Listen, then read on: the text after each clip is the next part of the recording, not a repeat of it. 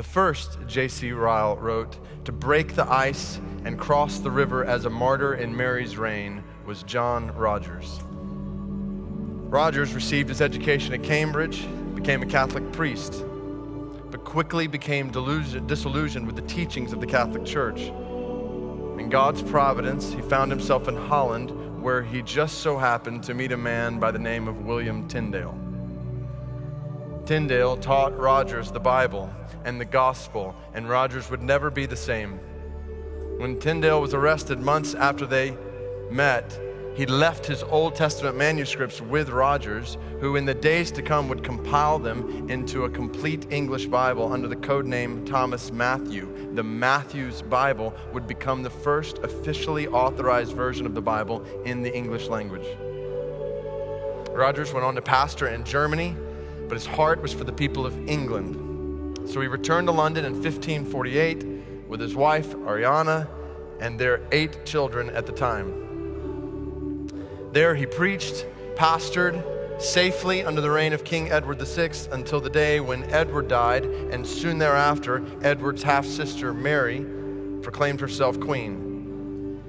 Rogers knew where Mary stood on religion, steadfast with the church at Rome against all Protestant teachings, and she arrived in London on Thursday, August 3rd, 1553. Rogers was appointed to preach the following Sunday. This was his moment, and he boldly proclaimed the gospel of salvation by grace alone, through faith alone, in Christ alone, for God's glory alone, and warned the church against pestilent popery and all idolatry. Rogers' sermon that day would be his last. A week later, he was placed under house arrest with his wife and now 10 children, with another on the way.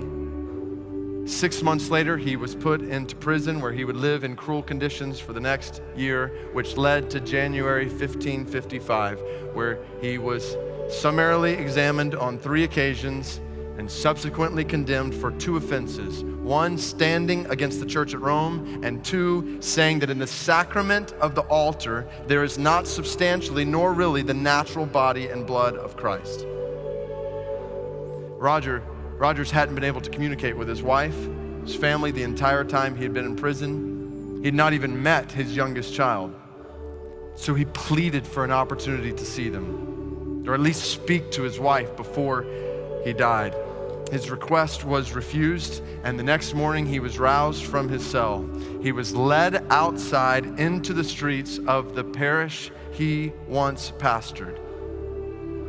He walked in the shadow of the church where he had preached.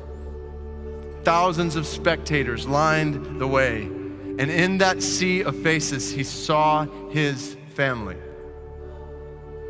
his wife, holding a baby. The first time he'd ever seen his youngest child, with 10 other children standing beside, looking at their daddy. One writer said their anxious faces were all fixed on him, and their voices of pain reached his ears. Another remarked, it's difficult even to imagine anything more tender and affecting than this parting scene, this last adieu to a beloved wife and so numerous an offspring, all in tears. He stood the shock with the feelings of a father and husband, but with the unshaken confidence of a Christian marching to his death. John Fox, in his Book of Martyrs, tells us that he walked calmly to the stake, saying over and over again the 51st Psalm. When he arrived, the sheriff gave him one last opportunity to recant, revoke his confession of faith, to which Rogers responded, "That which I have preached, I will seal with my blood."